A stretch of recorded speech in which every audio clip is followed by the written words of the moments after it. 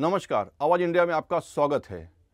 भारत में HMPV virus के मामले सामने आ रहे हैं, वहीं महाराष्ट्र में भी एचएमपीवी वायरस के पेशेंट निकल रहे हैं। इस वजह से नंदुरबार जिले में स्वास्थ्य विभाग की ओर से सभी तरह की सावधानियां बरतना शुरू कर दिया गया है। हालांकि अभी तक नंदुरबार में एचएमपीवी का कोई भी पेशेंट नहीं पाया गया है, लेकिन सतर्कता और सावधानी का ध्यान रखते हुए नंदुरबार के स्वास्थ्य विभाग ने बीमारी को लेकर सभी तरह की तैयारियों को सज्ज करने में जुट गया है, जिसमें ऑक्सीजन सिलेंडर से लेकर कुल 30 बेड का अस्पताल तैयार कर लिया गया है। जिला प्रशासन के मुताबिक यदि इस नए वायरस को लेकर कोई भी केस सामने आता है तो उसके लिए जिला अस्पताल और प्रशासन अपनी कमर को पूरी तरह से कस लिया है। जानकारी के लिए बता दें कि एचएमपीवी वायरस बुखार, सर्दी, खांसी के कारण ज़्यादातर होने की संभावना है। इसलिए प्रशासन ने सभी से मास्क और सैनिटाइजर का इस्तेमाल करने की अपील की है। यदि ये सावधानियां बरतते हैं तो संबंधित वायरस के मामले बहुत कम सामने आएंगे। इसके बाद भी यदि कोई पेशेंट निकलता है तो उसके लिए जिला प्रशासन पूरी तरह से तैयार है। नमस्कार, आज आपल्या ह्या माध्यमातून आपणास सांगते की आपल्या भारत देशामध्ये अजून एक चीनचा एक व्हायरसचा प्रादुर्भाव होण्याचे लक्षणं आहेत। चीनमध्ये हा मोठ्या प्रमाणात आढळलेला आहे।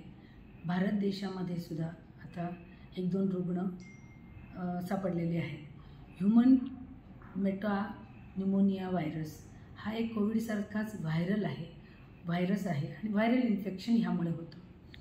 ह्या आजाराची किंवा ह्या व्हायरसच्या प्रादुर्भाव कसा होतो, याची लक्षणं कशी, ह्याबद्दल आपण आज विचारात घेऊ।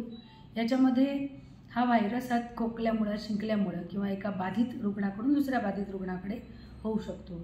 तर हा कोविडसारखाच संक्रमण होतो आणि कोविडसारखीच लक्षणं आहेत, सर्दी, ताप, खोकला, घसा दुखणे, या सगळ्याची ही लक्षणं आहेत। याचं त्वरित निदान होणं गरजेचं आहे, दवाखान्यामध्ये लगेच जाणं गरजेचं आहे आणि हा सर्वसाधारणपणे आपोआपच बरा होतो किंवा कधी काळी त्याला तापासाठी किंवा अंगदुखी असल्यास अंगदुखीच्या औषधांसाठी घेऊन हा पूर्णपणे बरा होतो।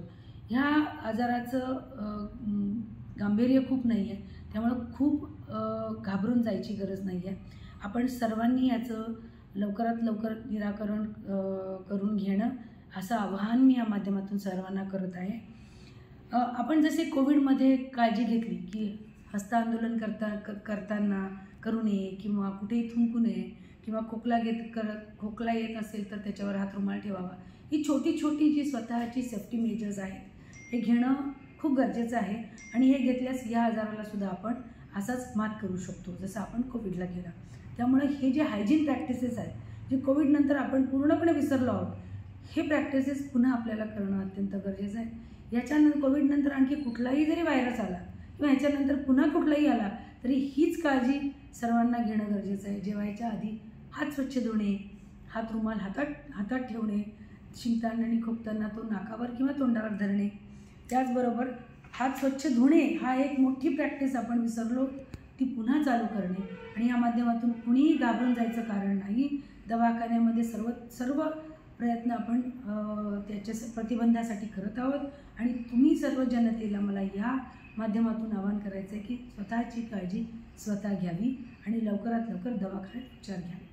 धन्यवाद।